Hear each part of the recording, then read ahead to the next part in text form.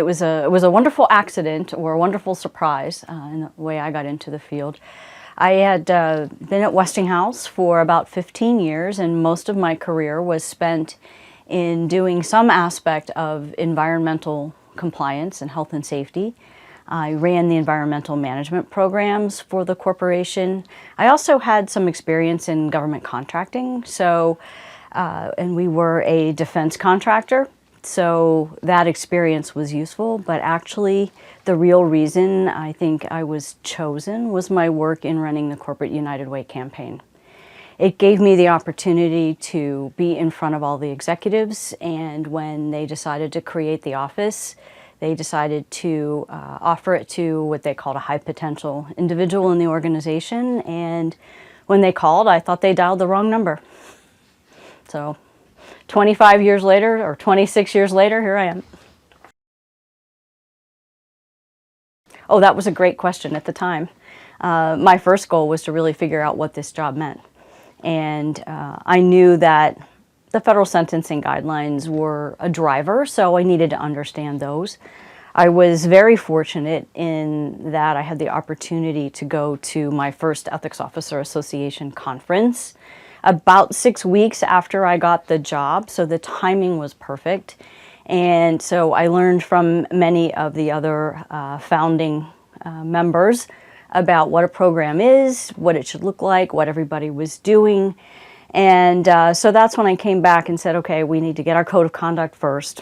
And we went from there. We were able to tangibly implement a new code of conduct. We developed training. We put in a helpline. At that time they were helplines, not hotlines. And it was interesting because one of the first things that happened when I got the job was I started to get letters from employees. And those letters were with some issues or concerns that they had. And so it gave me the opportunity to dig in right away. And I used to joke, you know, we talk a lot about how do you measure program effectiveness. And I used to say that there was always one case every year that paid for the cost of our program. But, you know, the phone calls started to come and the letters started to come almost immediately. So, you know, at that point we were developing and implementing many of the best practices that we all were doing at that time. But I think, you know, that's where some of the successes were. And that was, I thought I had to go figure this all out and then come back and tell management what I was going to be doing. And by the way, I reported to the CEO at that time. There's a lot of conversation these days about where should individuals report. So I reported to the CEO with a dotted line to the general counsel. And so there was a lot of, obviously, high-level involvement with the rest of the management team. And I really thought, especially since I was frankly so young, I was in my mid-30s, and here I was with all of these men from what was a very traditionally male-oriented, heavy industrial organization reporting to the CEO of the company. And quite frankly, those guys were stunned at this role and me getting this role. And I had a little bit of pushback on that. And so what I wish I had done differently was to spend a little bit more time hearing from them and getting to know them first before I started to put the whole program together. The most important thing that we did was to stay local and involved employees from a local perspective, local compliance officers, local ethics officers that we trained that had reporting relationships, you know, back to us. But employees want to talk to somebody they know, and they want to also talk to their managers. They want to talk to you know, people that they trust. And obviously there are issues in countries where people have a very high fear of retaliation. There are issues where employees aren't trusting that they won't lose their job for speaking up.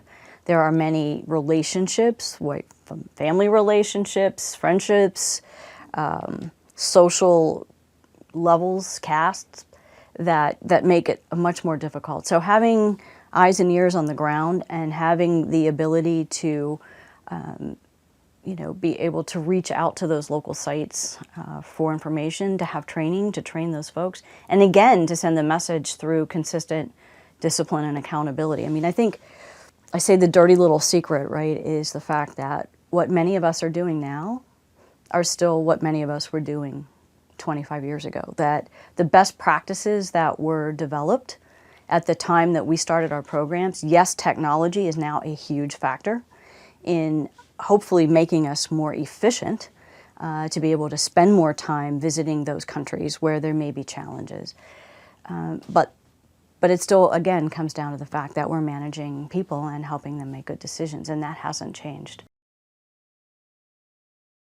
You have to know the business. You have to understand the organization. You have to understand the problems. You can't be the just say no police. You obviously have to be operating with the highest integrity in the organization. You have to be adaptable, because the one thing that has changed is probably everything that we're focused on. I mentioned the cybersecurity and data privacy, excuse me, and all of those things. So I think that adaptability, flexibility, willingness to learn, knowing the business, becoming a good business partner. It's not always about policing. Again, if you show up with the belief that 99.9% of the employees want to do the right thing, you, I think, approach the conversations about ethics and compliance in a different way. There is one issue that we have grappled with for the 25 years I've been doing this, and we are continuing to grapple with, and that's the issue of retaliation. And I think that it is something that we need to do better on. The methodologies that we have aren't working. People still fear retaliation. Now, in this particular political climate, we're talking a lot about whistleblowers and reporting. I've always been challenged by the word whistleblower. I think that they are our employees, so I prefer the term reporter. They are employees who are doing what we've asked them to do in training, which is to identify back to us issues of known or suspected wrongdoing. So why do we put a derogatory label on them? And I think that just sets people up for further fear of retaliation.